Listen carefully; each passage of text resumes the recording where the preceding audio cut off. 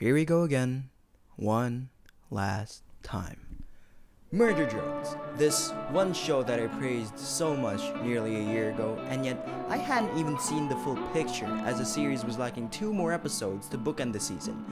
Or so I thought, until it was confirmed that it would also act as the series finale.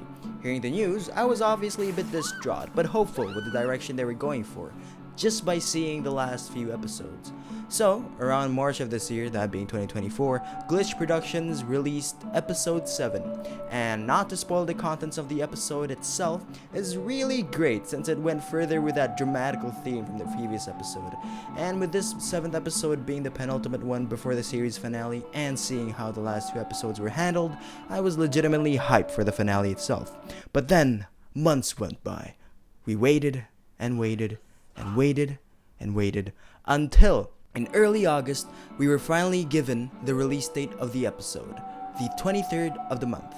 And when that day came, I gathered the boys to watch Murder Drones Episode 8, Absolute End. And what I thought of it was... Not that it was bad, no, but I really did expect more from a series finale. Maybe I was hoping a bit too much from the last 2 slower episodes, thinking that this one would be the same, but with a runtime that's even shorter than their previous episodes, yeah, I guess I understand why they would just end the series in a more bombastic note. But hey, maybe it's just me, because I know a lot of people who enjoyed it. And just so you know, all of the opinions I just said about the last 2 most recent episodes of the series are in the perspective of someone who's only watched the finale once. So maybe, just maybe, I'll change my opinion about it as I rewatch the series. Anyways, in this episode of Shafik Rants about his hyperfixations, let's talk about the show. That's basically what my channel's been about these past few videos.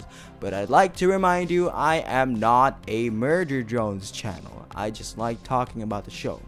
And as a matter of fact, this would probably be the last time I'll ever talk about it, on a major scale at least. And there goes my subscribers. So, to end this trilogy, so to speak, I'll do a sort of retrospective of the series, discussing each episode, talking about the story, the animation, the soundtracks, and my thoughts about the episode itself as I re-experience it with you all. And I'll also add an extra soundtrack analysis for the last 2 episodes, since I've already done the same with the previous episodes in my other videos, which you could check out on my channel. And before we actually get into the video, shameless Twitter plug. Yeah, go follow it, or whatever, it's on your screen. Yeah? Okay? Thank you. Let's just get this video over with. This is why I think Murder Drones is a chaotically great show.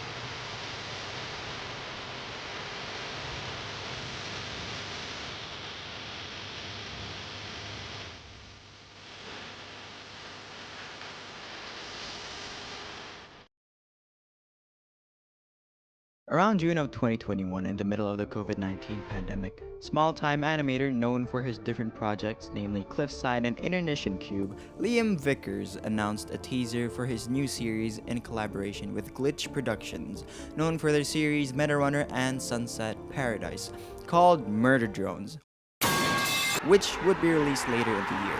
And as the show's creator itself said in the first Murder Drones teaser, what if Glitch and I made an edgy, fully animated CG show about wacky flying robot vampire things that feels like it came straight from the back storage area of a Hot Topic? And on Halloween of 2021, the pilot for Murder Drones was released, and it definitely caught a lot of people's attention, for both good and bad reasons, but we'll get into it after we talk about the story.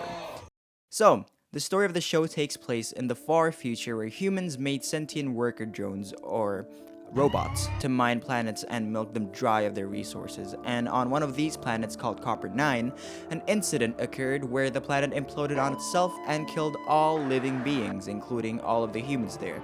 And with no supervision from the humans, the worker drones all went rogue, living their own lives and having families. Don't ask me how the hell that even works. But then one day, the company that built these drones, JC Jensen in Space, decided to send a variant of these drones called disassembly drones to kill their worker counterparts, since they supposedly find it troubling that their assets are going rogue. And so, the latter decided to live in solitary inside of a bunker that is being reinforced by 3 doors made by the father of our lead protagonist, and the one narrating this entire intro section, Uzi Dorma, some edgy, angsty, emo drummer, however you like to describe him. And as it turns out, she's presenting for a class project in which she's also presenting a railgun with the purpose of killing the disassembly drones, or what the workers call them, murder drones. Literally the title of the series. She tests the railgun in her class and gets injured, and seeks to find a replacement for a piece of the gun outside of the bunker. She tries scavenging for parts, but then crosses paths with one of the disassembly drones in the area, serial designation N. And they have a scuffle, with the latter getting his mind blown by the interaction. Literally. But no worries, he can grow it back somehow. Yet, his memory is wiped and mistakes Uzi as being a part of their disassembly squad. They both had a thoughtful discussion and... Ew, what the well, anyways, so, he then introduces us to the 2 other disassembly drones in the area, V and J, who as it turns out just came back from an expedition of some sorts and sees Uzi fleeing the scene. They then made N snap back to reality and made him chase after Uzi through the doors and kill the workers there. As Uzi was about to kill N, her aforementioned father, Khan, fails to help her and decides to leave her just to die. Looks like someone has father issues. And being the good guy that he is, decides that it just isn't worth killing Uzi anymore and is considering teaming up with her, before getting caught red-handed by his squad mates and nearly killed, but Uzi saves the day. Later on, they had a Rust 2v2 in Modern Warfare 2, with them coming up on top, but Uzi, still pissed about her dad leaving her to die, decides to exile herself out of the worker colony. She then further manifests about killing the entire human race, as they were the ones that supposedly gave orders to the disassembly drones to kill their fellow workers. And that's a wrap on episode 1, the pilot. Now, as I've said, when the show first released, the reviews were a mixed bag. People liked the concept and of course were on board with the new indie animation series being developed. However, others have said that the characters and overall tone of the project is just, to put it simply, cringe. And you know what? Yeah, I kind of agree with them. Now, hold on there, buckaroo. I'm not saying that I suddenly hate this show after praising it like crazy in my indie soundtracks video. It's just, yeah, the writing isn't for everybody, especially here in the first episode where Liam and Glitch were testing the waters for how people would respond with the series of edgy and angsty teen robots. And again, it's just one pilot episode. Personally, after watching the entire series, I can safely say that the overall tone and writing would get better in future episodes. But I wouldn't say it gets simpler though. The soundtrack is stellar and the animation is pretty neat. It's just that it would get far better later down the line. The characterization in this episode is what sold me to the series at first though, seeing how unique these characters are and how they bring the audience to a certain time when cartoons were just goofy and straight up stupid in the late 2000s to early 2010s. At least that's how I personally feel. Anyways, a solid first impression to the series, albeit one with a lot of room for improvement. So I'll give this episode a solid 8 out of 10. While the reviews of the pilot were mixed, it did get a crap ton of views and is an automatic green light for the project to become a full-blown series, with the story being spread across 8 different episodes for the first season alone. And as we know later on, for the entire series as a whole.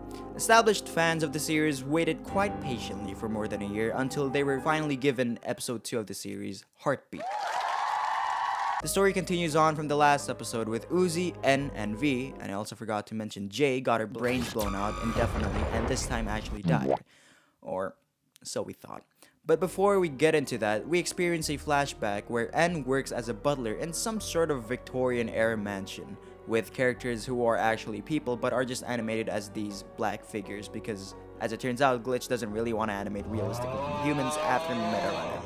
We then find out that the disassembly drones from last episode are all a part of the mansion, including V and J with It's okay. I wasn't looking. Interesting. Oh, and there's this girl named Tessa who brought back a particular looking drone that the other characters seem to not really like. Foreshadowing? We then cut back to the present with the main trio with V being chained up, which, dude, I don't think she's even restrained by it. She's literally a huge hunk of metal. Anyways, they're trying to find a way to go to Earth to conduct their plans of killing all humans there, and Uzi here is trying to find out why she's having some sort of error in her visor, which I forgot to mention was actually there a few times in the previous episode, that keeps on showing a particular symbol. The workers in the bunker are trying to dispose of the gory mess of People's Comfort character Jay, but her heart suddenly became alive and took on the form of an eldritch horror beyond my comprehension. As we go further with the gang, Uzi and N meets up with an old friend of the former, Thad, to take back her railgun before he asks help from the two of them to solve the recent disappearances of the workers and Jay's corpse, which could now make holograms of its victims. They then go back to the bunker to try and find the corpse through N giving a heartfelt apology that immediately grants them access. The drones who are investigating on the case go missing one by one as the abomination continue to make more convincing holograms to lure workers, including the one time when it was trying to get inside of Uzi's classroom, where during that time a Russian drone, don't ask me why she's speaking Russian, doll tells her friend Lizzie that her parents straight up bit the dust. The trio of N, Uzi, and Thad finds out about something called the Absolute Solver, which might explain why the disassembly drones could regrow limbs out of thin air, and could also explain the abomination of tentacles, and it has that weird symbol that keeps appearing on Uzi's visor. Well, they couldn't process the information for too long because the tentacle thing starts attacking them, and this fight scene includes these scenes. I don't think I've mentioned this, but wow, this show can get brutal as hell. With the added trauma and an Uzi defeat the abomination, but the latter is understandably scarred due to what she just saw. And that's the end of episode 2. This episode definitely refined many things from the pilot, including the animation, soundtrack, and overall acting after more than a year since the previous episode. However, I would say that this episode is the weak spot of the entire series. Young man, kill yourself! I don't know, man. I feel like there is a lot that could be explored about the world of Murder Drones, but oh well. I did enjoy the first mention of the Absolute Solver and the reveal that Uzi isn't the only one that's being haunted by it. So, for what it is, I'm giving the second episode a 7 out of 10, which isn't a bad score per se, but there are things that could be improved in the future, and would be, as we go to the next episode, which is... Boy, oh boy, where do I even start with this episode? Probably one of the best in the entire series, and I'll get to why later. It starts off with a group of worker students, I'm not sure if that's what they're called to be honest, being killed off by the Russian drone from the previous episode as she uses her powers to manipulate objects around her. As we go on with the scene, she comes back into her room with basically the rotting corpse of her parents. Great.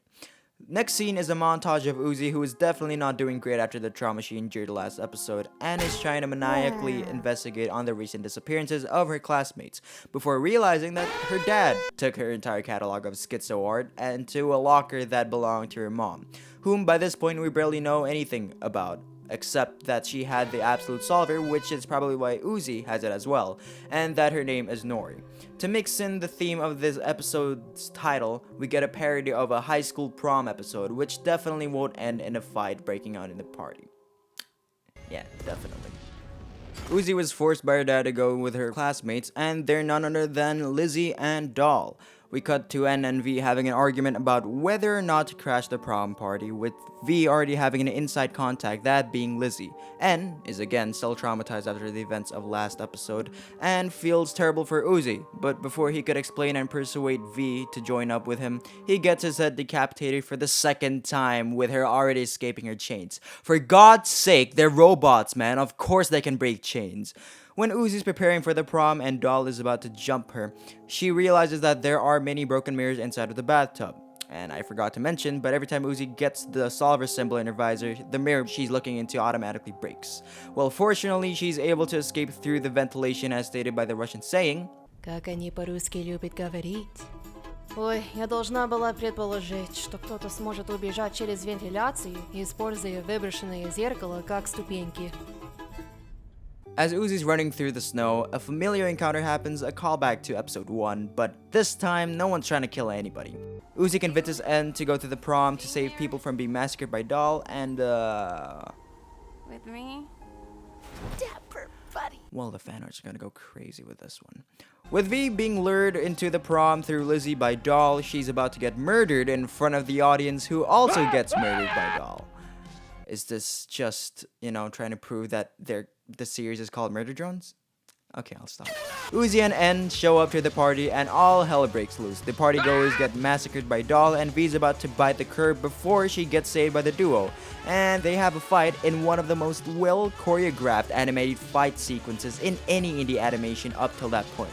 AG Dispirito's also killing it with the soundtrack, with one of my favorite tracks, Knife Dance, playing in the background as they're having a little knife fight. In the end, Doll gets no-scoped and the gang goes to her room to continue their investigation, with Uzi looking as if she's very tempted to drink oil. Gentlemen, she's a miracle. Doll returns, and before she annihilates the trio, that piece of oil Uzi drank unlocked her abilities with a resolver, and suddenly Doll turns sympathetic, which is like, okay. Though the most interesting part about the end of this episode is when several space pods land on Copper 9. Again, this was teased in the previous episode, but I forgot to mention.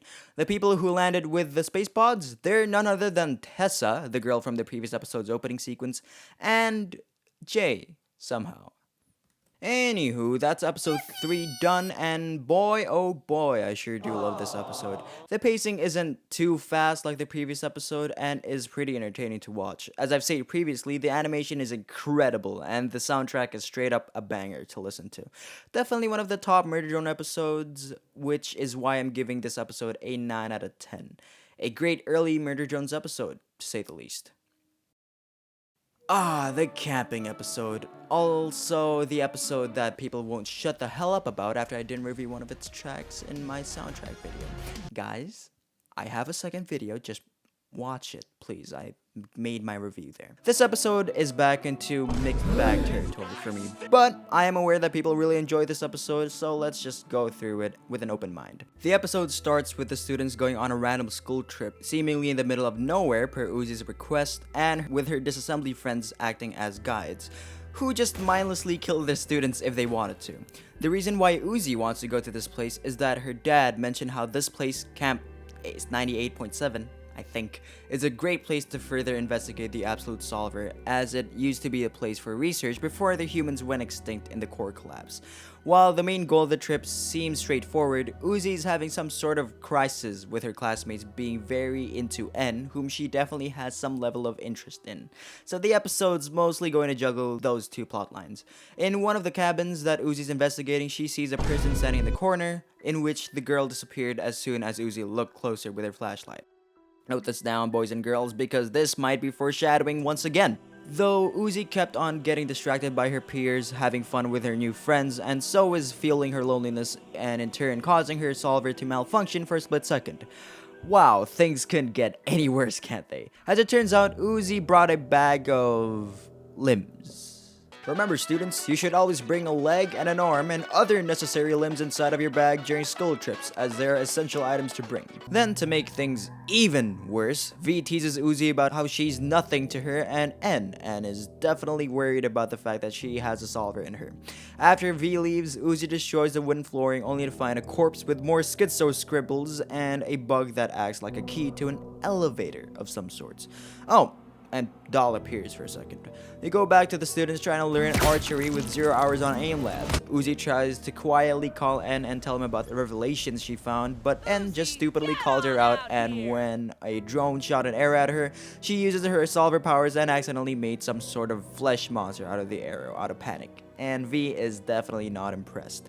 Then we see her as she tries to calm herself down by committing cannibalism, but it ain't enough, so we see her solver take control like she's some sort of sleeper agent.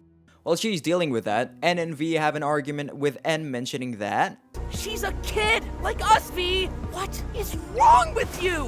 Which in my opinion is hilarious to how it sparked debate regarding the age gap between him and Uzi, but In all seriousness, V's trying to kill Uzi as her solver might hurt more people, but N's trying to reassure her that Uzi is just as confused as they are. And this argument shows that V knows something that N, Uzi, and even the audience have no idea about. Well, Mr. Serial Designation N, she definitely is confused because she has zero issue with mauling her classmates to death, and the track to My Nightmares, solver Uzi plays in the background as she chases them down one by one.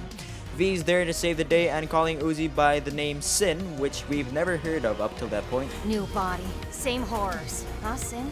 V nearly gets killed by her own nanite acid before N comes and yeets Uzi to the hemisphere. I've never heard anyone say the word yeet in like 5 years. The two of them have a heart-to-heart about their concerns, especially with Uzi not knowing what the hell happened to her. And Uzi, you want to tell me what's the matter? No, don't look. I'm gross and eating people and stuff. man, this is a pretty wholesome scene, really. Again, beautifully soundtracked with a soft piano tune in the background. Then, they all go back home, hooray, ignoring the fact that half of the drones that went on the trip are now missing. And something to mention is that earlier in the episode, when N was trying to find Uzi, he found a tape labeled Zombie Drones, which would come in handy later in the future, but for now, that's it for the episode. Again, I've already mentioned this, but this episode feels like a mixed bag for several reasons. Firstly, I think the plot device of Uzi being envious of her classmates who completely forgot she exists, and that causes her solver to go haywire is honestly kinda lame and not really consistent with the previous episodes, cause we all know she doesn't give a single damn for them, but yeah, her classmates having fun with her disassembly friends, especially with N, kind of messed her up, so, you know, it's a 50-50. Sometimes it makes sense, sometimes it doesn't. Secondly, this episode really just doesn't care about deaths. I know worker drones die all the time, but these were already established background characters in the past episodes, so seeing them just dying for the sake of dying, it's kind of annoying. But on the other hand, this episode really does progress the story well though, especially with the mystery regarding the absolute solver, and it presents us with some foreshadowing of things to come. So with that being said, I'll still give this episode an 8 out of 10, a pretty neat entry to say the least. We are finally halfway done through the series, and we haven't even talked about the main antagonist yet. But all that's gonna change with this 5th episode of Murder Drones titled Home. This episode opens with a zombie drones tape that N found lying around in the campsite last episode. The tape is some sort of guide on how to properly dispose of worker drones, as if you don't follow these steps provided, then its AI could become corrupted, which could cause future risks. They really embrace their Walton Files-esque ideas with this one. As we zoom out of the TV screen, we see a pile of dead worker drones until one of them wakes up from their death, seemingly due to the fact that they weren't properly disposed of, hence causing the AI to reboot. Rather than cutting to the present with Uzi, we're brought into another flashback inside of the same mansion from episode 2, but most of the drones here have been deactivated, including V. N's trying to read a book to himself until some paranormal stuff started to occur, as if some entity is trying to contact him and trying to get him to enter the basement. As he's walking out, he encounters a new drone that we've never seen before. Actually, no, this is someone who we've seen before.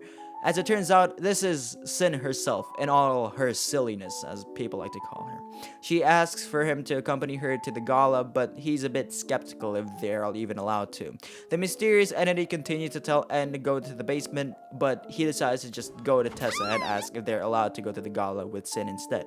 We then see firsthand the abuse a lot of these worker drones endure by their human owners, and I can't help but feel as if this is how a lot of people are going to treat Elon's Tesla robots, which means that we are one step closer to living in the Murder Drones universe. God, please help us. Once they actually get to Tessa, it seems as if she's less than impressed to see Sin, because she's supposed to be in her quote-unquote basement timeout, or basically being locked in the basement. Tessa's mom commented on how Sin couldn't follow basic orders and wants her and all the broken drones in the library to be thrown out of the mansion the next day, before Sin protests and end defending her, saying that he's to blame. So he's the one thrown out instead. As he's being attacked by crows, he remembers that he should say someone's Modern Warfare gamer tag, and once he does, Dark X Wolf 17? Uzi out of nowhere appears in the form of a crow. So this entire time, this so-called flashback is actually a memory with an NNV's head that Uzi's trying to restore as a solver program inside of the two disassembly drones is trying to wipe them off clean. While that's happening, the rest, that being Jay, Tessa, and Sin, are locked up somewhere else in the mansion. Jeez, talk about abusive parents. At least give a good reason to lock your children up. Like them not wanting to grab your beer. Then suddenly Sin reveals her true form, that being something not too different from the abomination in episode 2, as she leaves the cellar to go kill some people in the gala. So remember that V was still dormant in the library? Well, she still is, but this time there is a bloody mess around her, and she basically takes the form of her known disassembly drone form, but with organic limbs. Yikes. When Tessa, Jay, and N and Uzi coincide, they're attacked by V, with the two teams splitting up again. One to save the people in the gala from Sin's massacre, and the other to go to the basement. Once N and Uzi enter the basement, they see Sin's experiments on her fellow worker drones, especially creating clones and upgrades of the main three to be disassembly drones. But before they could do anything, Doll in the present day attacks Uzi, causing Sin to take control of the memories once again. Tessa and Jay, on the other hand, rush into the gala just right before Sin was about to unleash mayhem towards the people there, and that is not how you hold a pistol. Anyways, their effort in stopping her are basically useless as she takes control of all of the worker drones, including Jay, and seemingly kills everyone except Tessa, as we know she survives until the present day. Back with N, he is about to be lobotomized by V, who's still being controlled by Sin. But through the power of friendship, he manages to return some sense to her, but she's then attacked by Sin, knowing that she lost control over V. In the present, Uzi is still fighting with Doll over the bug, which acts as the key for the elevator from last episode, but then just gives it to Doll as her friends are slowly having their memories wiped by Sin. And right before N gets lobotomized and have 500 hours of brain rot be inserted into his robotic brain, Uzi takes control again, stops Sin, prevents N and V's memories from being wiped, and all's well that ends well. Before the episode closes, however, we're shown that Doll has made a deal with Jay and Tessa in the present with a key, but before they could come to an agreement, the main trio comes to them and the episode ends with a split second of them about to fight one another. Oh my lord, that's a pretty long one compared to the previous episodes. Episode 5 is probably the most plot-centric episode so far and gives the most amount of exposition about the story. I don't really have much to say about this episode though, outside of the story, but from this point on, the episodes are gonna get a lot more beefy, so you gotta strap on, cause things about to get insane. For this episode, the animation and soundtrack is great as always, but the story mostly acts like it's setting up for things to come, which is still neat, so I'll give this episode an 8 out of 10. Again, it's still a great episode. Alas, we reach episode 6, which basically starts the final arc of Murder Drones, where most of the questions from the previous episodes get answered. Sort of. As I've said before, things are gonna get confusing if you haven't yet watched the series. First of all, why haven't you watched the series yet? And most importantly, I'll definitely miss a whole lot of details that you might have noticed instead, so go watch it on your own accord, especially the last 3 episodes of the series. Right, with that being said, here we go. Episode 6 begins right where we left off with episode 5, in the snow plains with the main trio facing towards Tessa, Jay, and Doll. We thought that there was going to be a huge fight between them, but as it turns out, Tessa is more than happy seeing N again, and suggests that they all go down the cabin fever labs together. Before they could do anything, however, Doll decides to go rogue and steals the key to the elevator for herself. Great job! Of course, the others aren't gonna let that slide and chase her down to the ruins of an underground research facility left by the humans. And as we saw in the intro sequence of this episode, I'm sorry guys, I keep missing key scenes. This script is already 12 pages long. The facility, as we know later on, is Cabin Fever Labs, and it's guarded by some dinosaur drones, making this episode feel really in touch with their Jurassic Park references.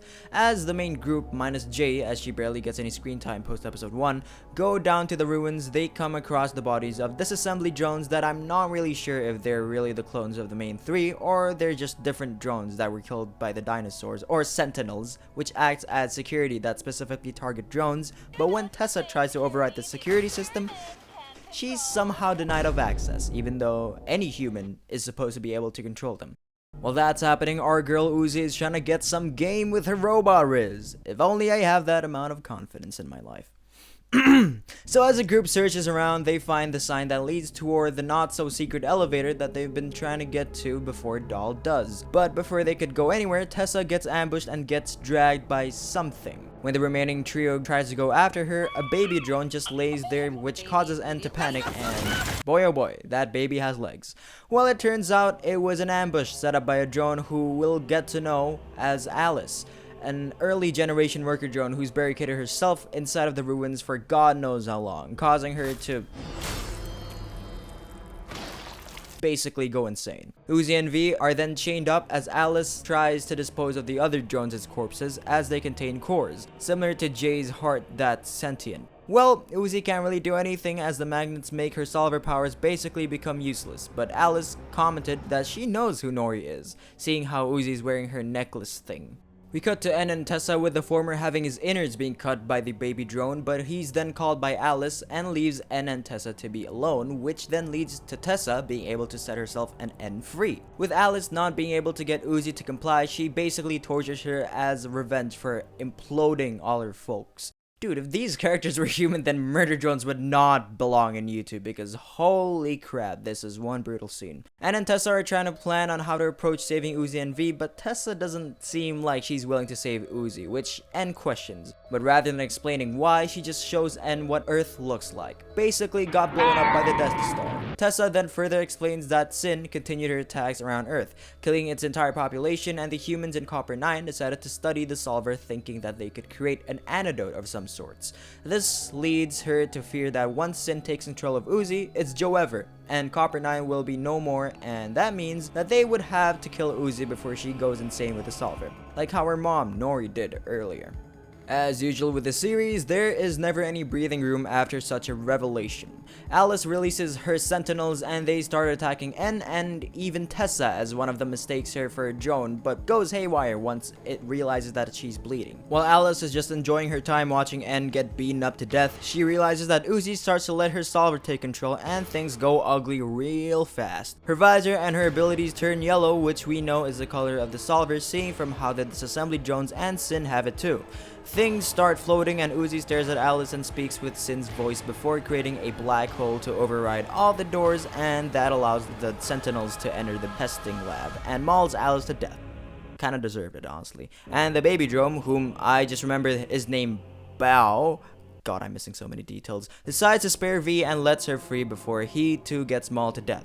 As V is about to make her last stand, all the sentinels get disintegrated by the null black hole created by Uzi earlier. The four reunite with Uzi being injured, but that doesn't really last long as she's more than happy seeing N alive. V, however, is understandably pissed at Tessa, knowing that she's hiding something from her, which, as we know, is the truth about the solver and Earth. After that very long detour, they continued on to find the elevator and see that Doll is conveniently passed out at the end of a long hallway, seemingly due to the sentinels. The four of them walk towards Doll's lifeless body and there's an itch on top of my mouth that only a loaded shotgun barrel can scratch. Well, surprise, surprise, Doll isn't actually passed out and only lured the four of them into her own trap, as she opens all the doors for her sentinels to attack the main four, but before she goes down the elevator shaft, she gives Uzi a sorrowful glance or whatever, and then drops down before that drop is covered by the actual elevator. They all try to hold their ground as long as they can, with Uzi trying to use her powers to blow out a hole in the elevator, only to be controlled by Sin for a split second once again. This fight scene is where V gets to shine, however. She effortlessly takes the sentinels down one by one as the rest of the group go into the elevator, but before she could finish one of them off, another one takes control of the elevator and makes it go upwards, and V could only do one thing, which is to shoot the cables but sacrificing herself. As she prepares to make her ultimate sacrifice, she says the line, Uzi, I trust you. which, on a side note, is the first time she ever mentions Uzi's name. And the cable snaps with the background track reaching a crescendo and transitions into Eternal Dream, another great track by AJ Dispirito, and with that, the credits roll with the end of episode 6. My god, that is a lot to take in. This episode is a classic, and I would say is even one of the best episodes of the series. Again, in my opinion. The story and pacing here is excellent, and the animation basically peaks in the final fight scene, and this is probably the most serious episode in terms of intonation with less unnecessary jokes and actual both character and world building. For me, this was the first episode of Murder Drones I watched after returning to the series, since I've never watched episodes 2 to 5 after seeing the pilot for the first time in 2021. And I believe is also a lot of people's first viewing of the series due to the success of Glitch's other project, The Amazing Digital Circus, coming out just less than 2 months after the release of this episode. Additionally, this would also be the last episode of Murder Drones for a long while, so people were definitely hyped for the next one, including yours truly. This episode acts as a great start to the final arc of the series, and I would give it an outstanding 9.5 out of 10 for the series. But with this episode finished, I guess we have to start talking about the 2 episodes that I have never covered in this channel before, that being episode 7 and 8. So, let's talk about the former first. As I've already mentioned, the gap between this episode and the previous one is quite long, and the fandom were definitely going insane with the lack of updates on the final 2 episodes of the season. And when an announcement actually came, they confirmed that this series would only have 1 season, ending in the 8th episode. With a terrible drought of 80 Murder Drones related news from Glitch, the fans were starting to get a bit pissed by how it seemed like the studio was just riding the hype train created by Digital Circus' success. I mean, who wouldn't? But out of the blue, in mid-March of 2024, we were given an announcement that the 7th episode would be released at the end of the month, and to say that everyone was excited would be an understatement. And once the episode was released, everyone started to flock to the premiere, including myself. And let's not forget that I haven't yet covered the soundtrack for this episode and the next one, so I'll definitely talk about it after I discuss the episodes themselves. So, let's get to the episode itself, shall we? This episode begins with none other than a good old flashback, but this time to a period we've only seen briefly in the pilot of all places, that being Cabin Fever Labs before the core collapse. We're then shown a group of scientists working inside of an underground church located deep under the planet's surface where they're in a rush to do something. And that something turns out to be none other than Uzi's mom herself, Nori, with the solver fully taking control of her. The guy who we basically see through the lens of Mitchell is an absolute dumbass of an intern who switched his clothes with a doctor, and everyone thinks he knows what he's doing. Another scientist tells him to get 48, who's also revealed as Doll's mom, Yiva. It's a whole family reunion up in here. The scientist pulls out a crucifix straight out of Phasmophobia, which is basically a pen drive that acts as an antidote against the solver.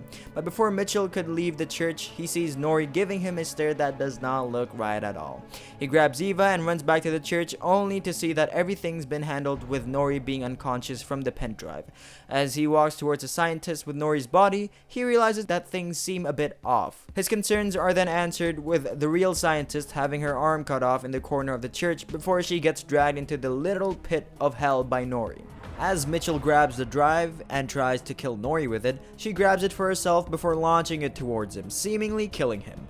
But we won't have a solid answer yet as the flashback ends. As it turns out, there is a drone core that was watching the footage from Mitchell's POV in the present day, and with the core having the solver and it being colored pink, purple, magenta, I don't know colors, okay?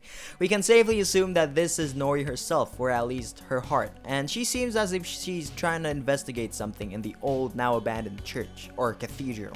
So, we're then brought back to the remaining trio of Uzi, N, and Tessa after falling off the elevator shaft.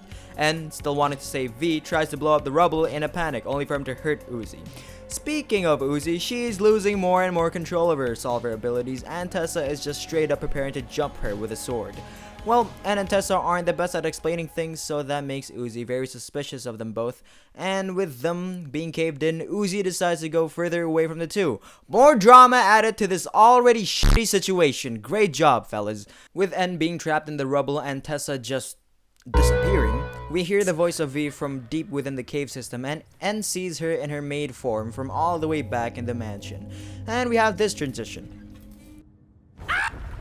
God, this always makes me chuckle every time I see him. But when we go back to N and the hologram of V made by the solver, she then reminds N that the reason why the three main disassembly drones still retain their personalities is due to Sin's own choice, no matter how many clones were made of them. As we see Sin herself give N a big hug, we see the actual massacre of mankind back on Earth. And this whole sequence alone describes what happened after the Gala massacre by Sin, with the world's armies hopelessly try to kill an army of robots that has a giant black hole creating tentacle monster in their side. But due to Uzi programming their memories to have a firewall that blocks most of Sin's influence in their heads, she decides to dispose of N. We're then finally shown what Uzi has been up to as she found the way towards the old cathedral that now sits vacant underneath the huge cavern system with a large gaping hole that directly leads to the core of the planet inside of the building. She then sees her mom's belongings, specifically some fire-sounding nightcore music that's basically on her headphones, but whatever was on screen terrifies her. Again, we're brought back to N, still being dragged by the Solver's new form, but is then saved by Nori with her commenting on how he looks familiar. Hey, you look familiar. Watch the road. Oh, he was definitely the one that killed her, alright? Or at least, destroyed her body.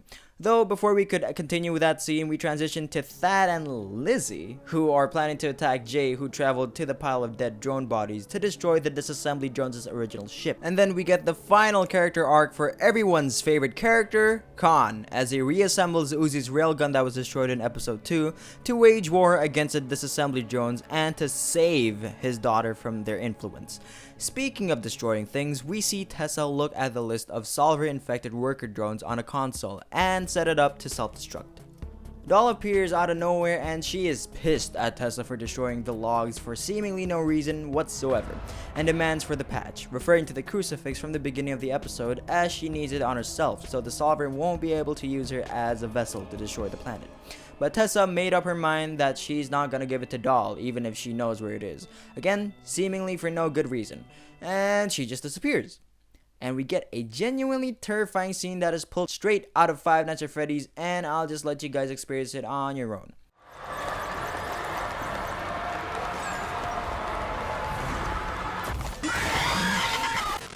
That's right, whatever that entity was just straight up did a Foxy from Five Nights at Freddy's 2 on Doll, and is this the show's version of the Bite of 87? I don't know. Probably. But with that being said, we go all the way back to the flashback in where it ended, Mitchell being killed by the drive. But as it turns out, Eva used her solver and threw the drive back at Nori, causing the solver to lose control of her. But no celebrating just yet, folks, because with the strength it has left, the solver tries to create a null black hole with Nori's hand, but Eva cuts it till it falls to the flesh pit inside of the church. With the solver's control in Copper 9 seemingly be over, they have a... No, never mind. As it turns out, the null black hole that went into the core of the planet caused the explosion that killed all humans, including Mitchell himself. And this all played out in the exposition dump that Nori was giving to N about the history of what happened. So, remember Uzi? Yeah, whatever Uzi saw in the monitor, probably the flashback, it basically gives the solver even more control over her, and it blows out all the candles in the cathedral. Oh, and that's Gore. Gore of People's Comfort character, at least. Yeah, so Doll dies in the most anticlimactic ways possible, and before the audience could bring out pitchforks, Tessa returns to Uzi more menacingly than ever. Uzi is then trapped by her own solver and she can't do anything to stop Tessa as her powers deem her as a non-interactive object, which is straight up odd. And Tessa's just there about to kill Uzi before N confronts her if she knows about the patch or not. But rather than answering his question, she just prepares a villainous monologue, but we ain't listening to her yapping no more, so she gets the N treatment of being decapitated, which is so freaking brutal. N's glad that Uzi is safe from being killed by Tessa and proves that he's decided that he will stand by the former no matter what.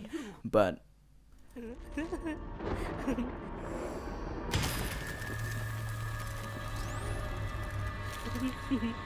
That's really sweet, big brother. can no one have a happy ending in this series for once? You know what? I'll allow it, because we are treated to another banger of a fight scene between N and Nori against Uzi, who's basically Sin by this point. This whole fight scene is just awesome, together with the accompanying soundtrack that just sets the tone right, which we'll get into afterwards. with Nori throwing a pickaxe that would act as a fatal blow to Uzi, our boy N here just can't let that happen. Like, come on! As Sin's preparing to eat Nori, she's just a heart, remember, and tries to use his limbs to find a way to distract Sin to buy Nori some time, and he decides to just tell her this. Well, that certainly distracted Sin enough for Nori to bitch slap her out of Uzi's body. With Uzi back, the first thing she does is kick her literal mother down the pit. Uzi is pissed at N for telling someone else about that, but then just hugs after everything they've gone through. And,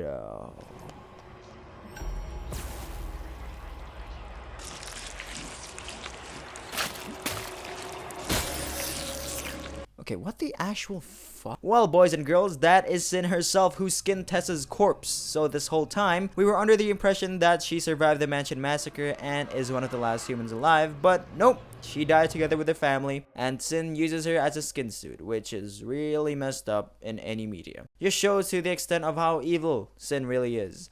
Well, she attacks both N and Uzi and goes down to the pit to begin her long-awaited plan of blowing the entire planet to pieces, and tries to drag our protagonists down too. But after everything that N's done for her, Uzi decides to sacrifice herself and throws N away and tells him, "Die mad," before being dragged down to the pits of hell, and the screen cuts to black. But before we end the episode, we have this.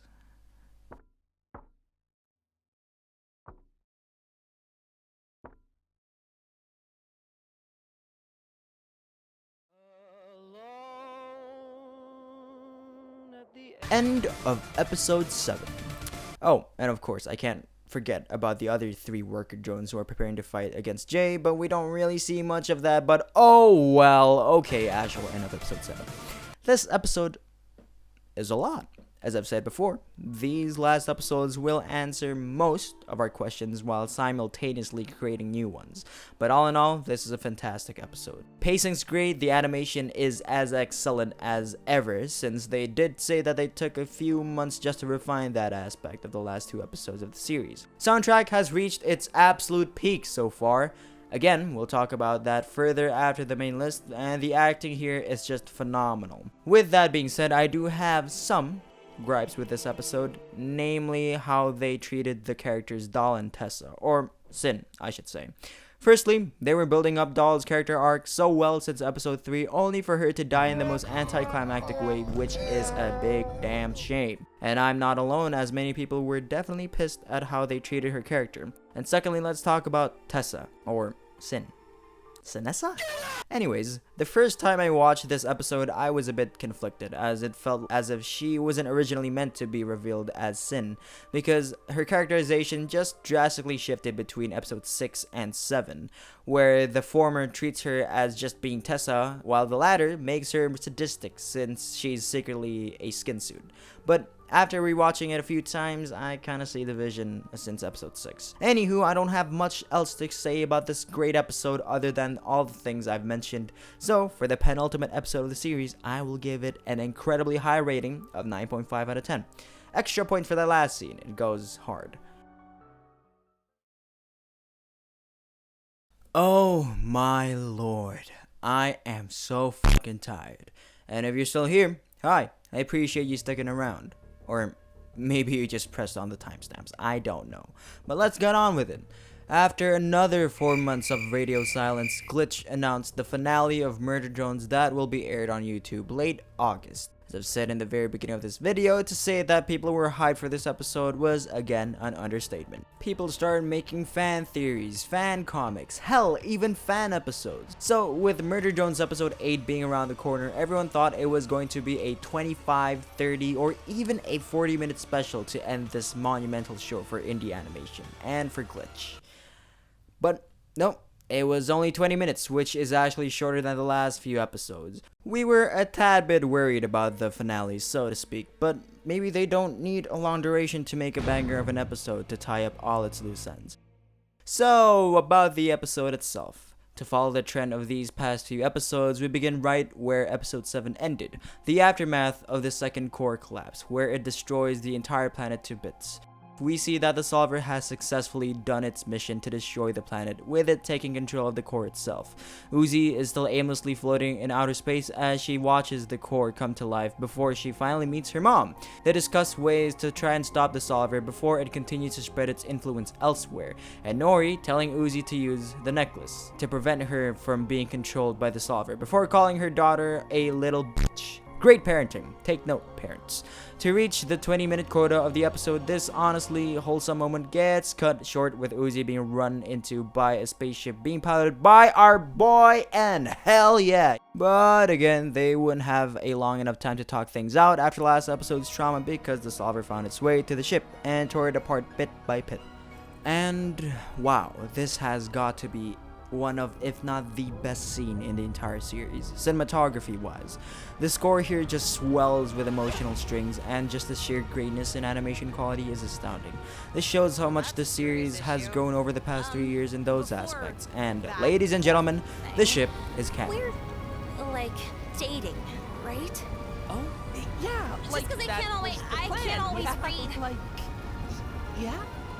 There. You happy? Now you wouldn't have to argue in my comment section which ship is better between V and N or N and Uzi, because the latter is the canon one, so please, no more. As we cut away from our two lovers, we go back to the cast of last episode's B-plot with Thad, Lizzie, Khan, and Jay. So, from what we could gather, Jay knew the whole time that Tessa is dead, and she's been following the orders of Sin wearing Tessa's skin suit the entire time. Before Jay could kill our three side characters, a familiar side appears in the form of V, and a tamed sentinel. I mean, let's be real here. Who really thought V was dead? I definitely didn't. They both have a once again well choreographed fight that is very reminiscent of the fights in the very first episode of the series between the disassembly drones. And during the dialogue in between their strikes, Jay mentioned that she too was tricked by the Solver but prefers to be in the winning team. Well, let's see about that, buddy. While that's going on, Uzi drops her own black hole aimed to strike the core of the planet and halting Sin from eating the planet further. As the yellow tentacles turn red, our main antagonist of the series appears, and this is the first time we're able to see her full model in good lighting. Just from sheer aura alone, she makes N tremble from fear and tries to take control of Uzi, but that just won't do. So you know what she does? She kills the both of them, by first ripping Uzi's heart out, and second by decapitating N. Yikes. Which honestly doesn't really kill them, but you know, it halts them at least. The both of them run into a part of the old factory where Sin chases after them in a genuinely unnerving sequence. I know I've said there were parts of the series that are quote-unquote scary, but this scene in particular is genuinely just tense and creepy as hell. As the scene goes on, a panicked V is looking for N to tell him about Tessa being dead the entire time, clueless that he's already known that. She nearly falls for a good old hologram trick before the real N shouts for her safety, which gives out his location to Sin and gets his heart ripped out as Uzi did earlier, and then Sin chases after V. Alright, wanna take a break for a second? Sure, let's take a break. Dude, this episode is moving very fast, and since this is supposed to be the climax of the series, sure, I'm all for it. So far, we've got a fake out with Uzi dying, and now it seemed as if N also dies, and we're still halfway through the episode. So far, I'm liking this episode, and let's tackle the latter half of it, shall we? With V being cornered by both Sin and Jay, and N's heart about to be eaten by Sin, it seemed as if this is it. But nope. The door behind Sin distracted her long enough for N's heart to jump into his body, and we get this interaction. God fucked it. Okay, that's actually funny. As it turns out, the side characters are heroes for once, with Uzi still being alive and N coming back from the dead. Our main trio is ready to kick some ass, and we finally reached the peak of the entire series with the final fight scene. Soundtrack by, once again, AJ Dispirito's instant classic titled Bite Me. By the end of the fight, Uzi finally gets revenge on Sin and tears her heart out before burning it with the eternal shine of the planet's core, and that leaves us with a black hole. Sin tries to eat it back, but before she does, our girl Uzi just decides to eat it for herself. I mean, that's one honorable way to go out, I guess. With Sin melting away, Uzi starts to lose control of herself, as it seems, before the screen cuts to black. We wake up with her seemingly being dead, but then get resurrected again. The planet is now rebuilt with everyone left still alive. As our main trio reunite, Uzi's come to the realization that her visor color is now a gradient of purple and yellow. And with everyone reunited, we finish Uzi's hero's journey from episode 1 to this one, with everyone living happily ever after, except Uzi herself, as a part of Sin lives on in her tail. Perhaps foreshadowing for a second season. No, I don't think the second season will ever come anytime soon. The end. Ladies and gentlemen, that is Murder Drones. I'm finally done after talking about it for more than half an hour. Well, for the main analysis of the series, but before I continue on to the soundtracks, let me give you my thoughts on episode 8. So, this episode is, I don't want to say this, but kind of feels like a mixed bag.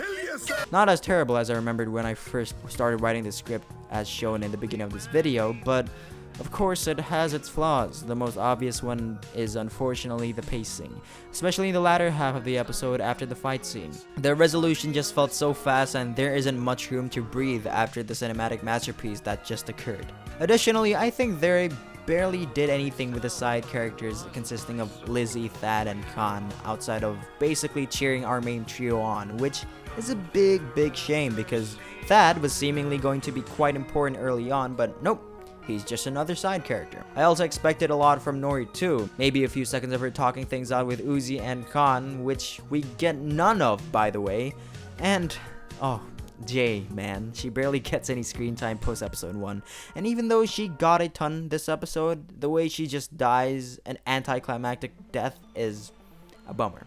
I know that post-credit scene is meant to hint for a future for Murder Drones, perhaps a season 2, which could happen in the distant future, perhaps, after Glitch wrap things up with Digital Circus, and we could have more answers about the story. Though I just don't think there are a lot of things to explore anymore with Sin dead, unless they make a whole new storyline, which, I digress.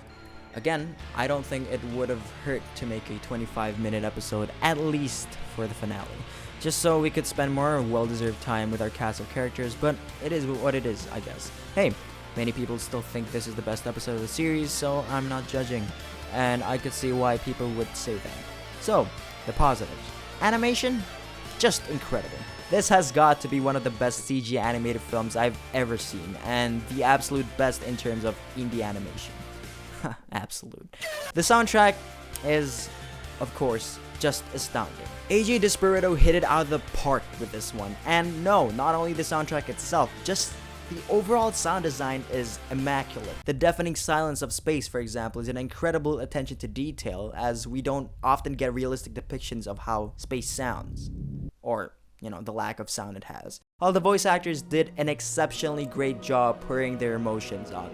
The dialogues are genuinely funny, the emotional scenes are genuinely very emotional, as the stakes were high in this episode. And this would sadly be the last time we'll ever see our beloved robot characters officially for the time being. With all that said, I will give this episode its deserved rating of 8.5 out of 10. So, with that being said, that is all I have to say about Murder Drones. Oh god, the soundtrack. Alright, let's get this over with. Let's talk about Volume 3 of the Murder Drones soundtrack, composed and produced by AJ Dispirito. I'll just go by some notable bangers that are great listens. I won't go into detail like what I did in my first indie soundtrack. So, here we go. Episode 7 soundtrack is incredible with a mix of eerie music as heard in some of the more spooky scenes of the episode, or sometimes they wouldn't even use music, but takes advantage of the atmosphere.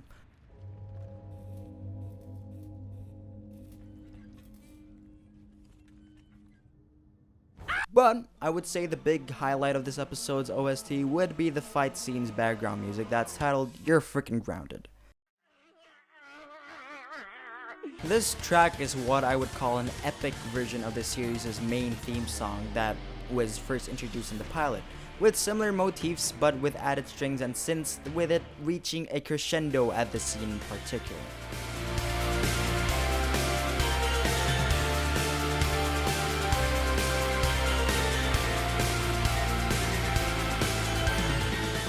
Overall, great soundtrack for episode 7, but I again would have to mention the stellar sound design that sometimes would be undermined if they used too many soundtracks in the episode. Now, episode 8. This one has a lot of great tracks. Remember that one scene that I loved so much when our two protagonists fall with each other, both literally and metaphorically? One aspect that made this scene awesome would be the soundtrack that accompanied it, which is aptly titled Falling With You, a sweet callback to the track Falling For You from episode 4, including the leitmotif that plays every time En and Uzi have a moment with each other. But instead of a mellow piano tune, this track is what I would call a synth orchestra that just sounds gorgeous with the arpeggios accompanying the haunting melody, embodying the romance of our two protagonists very well.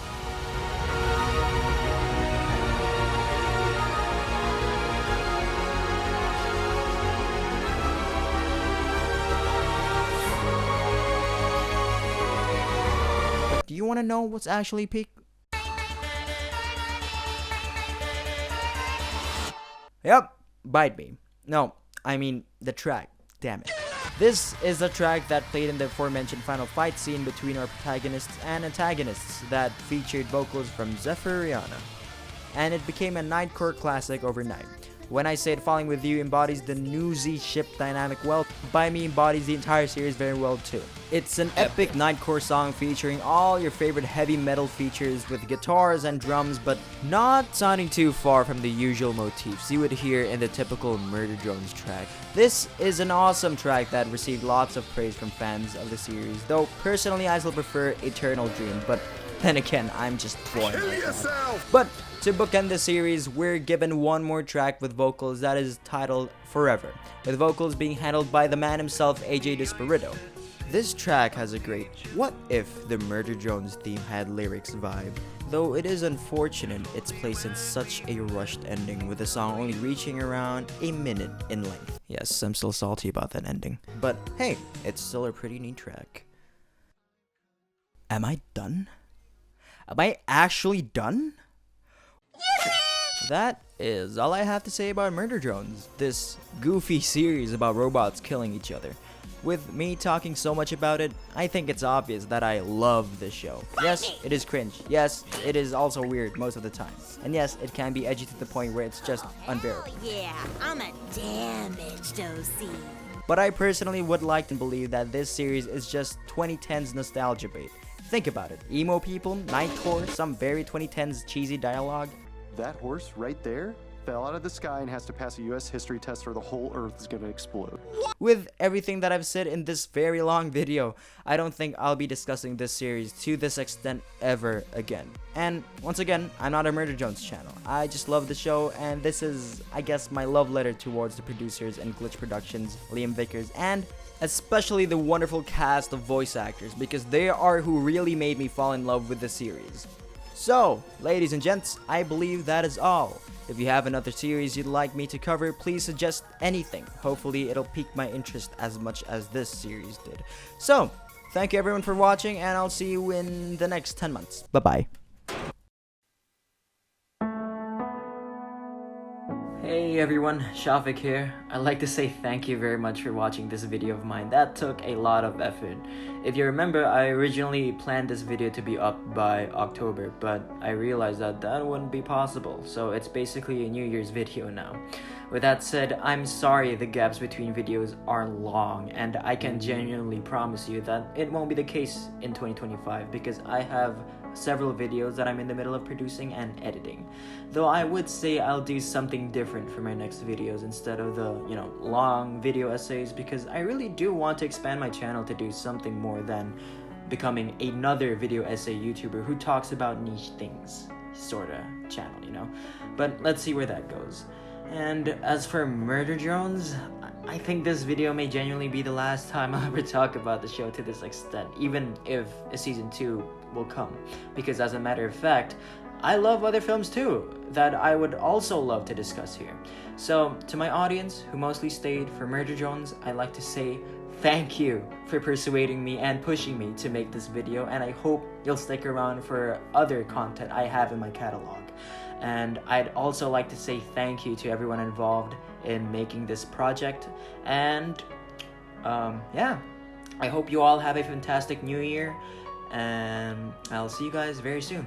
Goodbye.